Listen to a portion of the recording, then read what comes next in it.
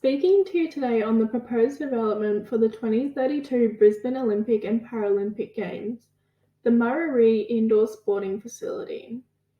My name's Sarah and speaking with me today is Chelsea. We would like to first acknowledge all the traditional custodians and owners throughout Australia and their connection to the sovereign land.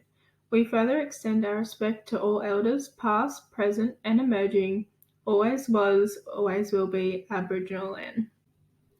The Murarrie Indoor Sporting Facility is set to host events for the gymnastics in the Olympic Games. The venue is located at 1238 Wynnum Road at Murarrie, just 10 kilometres outside of Brisbane CBD. The venue aims to be an all-accessible, user-friendly facility. The upgrade and development of this venue is required due to the identified need for the development of an Olympic and Paralympic grade gymnastics stadium. The new venue development is being proposed due to the lack of indoor sporting facilities and a needed upgrade for the Robertson Gymnastics Centre post-Games. Indoor sporting facilities provide environments for growing sports such as gymnastics, basketball and netball. A large indoor facility can provide the use for these sports during the Olympic Games and post-Games. Gymnastic venues require a large open area for the equipment and practices. The venue will cater to 10,000 people per requirements in the SEQ Olympic and Paralympic Games feasibility study.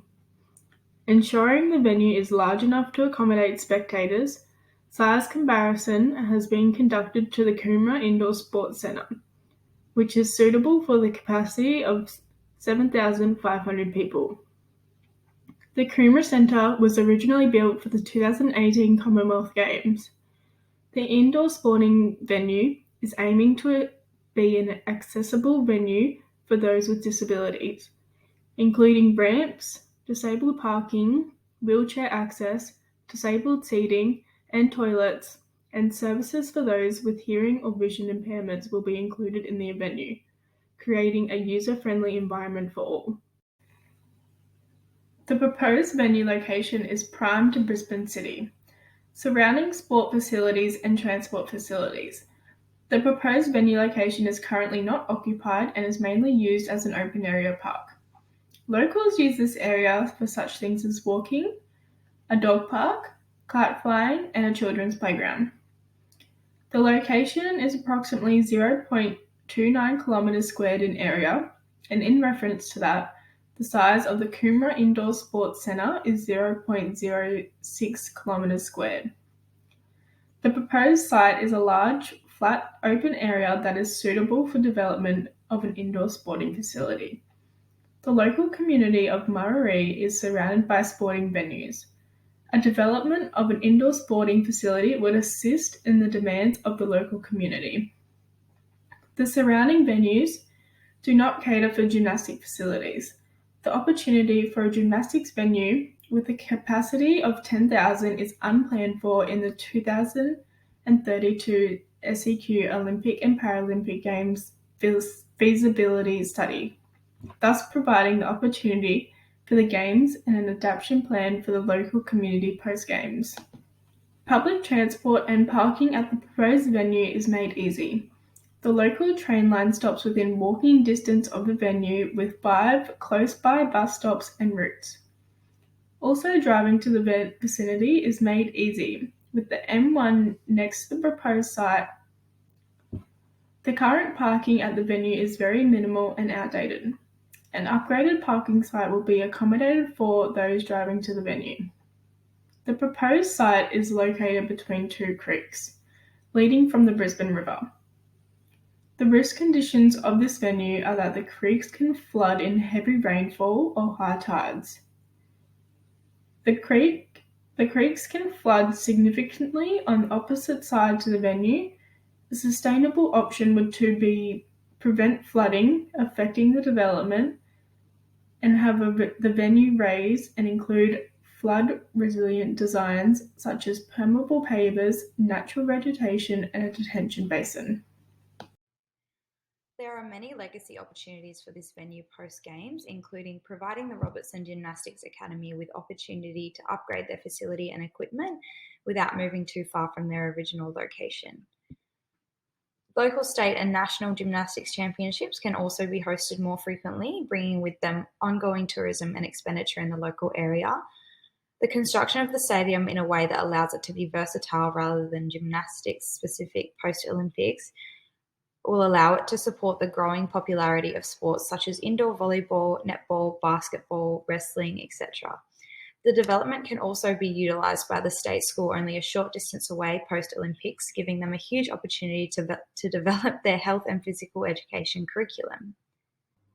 In order for the stadium to have a successful, future-focused and sustainable legacy, the following recommendations must be considered.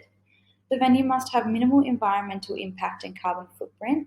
This will be done through the use of renewable energies such as solar and rainwater catchment for the needs of the stadium.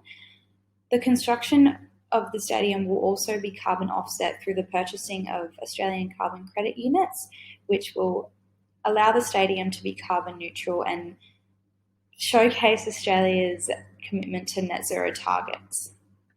The venue must also provide significant benefit to the host community. It will do this by post-Games being converted into a multi-sport venue that will create ongoing local employment and encourage sports participation. It will also increase tourism to the local area and expenditure, which will boost the local economy and support local business. The stadium must also be financially viable and continue to create revenue for the state and local council. Solar-powered feed-in tariffs will be utilised where unused solar energy is sold back into the grid for about 4 to 8.5 cents per kilowatt hour. Use of the stadium by the local community will also produce revenue for the stadium, which will eventually pay it off. Brisbane and the suburban community of Murarrie, as well as communities in the surrounding areas, will benefit from the construction of the indoor sporting venue. Initially, this benefit will be from the economic stimulus of the Olympic Games. Post-Games, it will be through the promotion of sports participation and increased employment opportunities. Sustainable development of the site will utilise natural resources, reducing its carbon footprint to promote Australia's commitment to affordable net zero ventures. The location of the venue in terms of public transport reduces the need for new transport infrastructure spending. Its closeness to other planned Olympic venues also makes the proposed location optimal.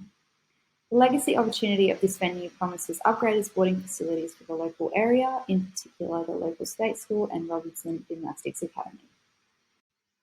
On behalf of both Sarah and myself, I would like to thank you for taking the time to listen to our proposal, and we look forward to hopefully working with you in the future.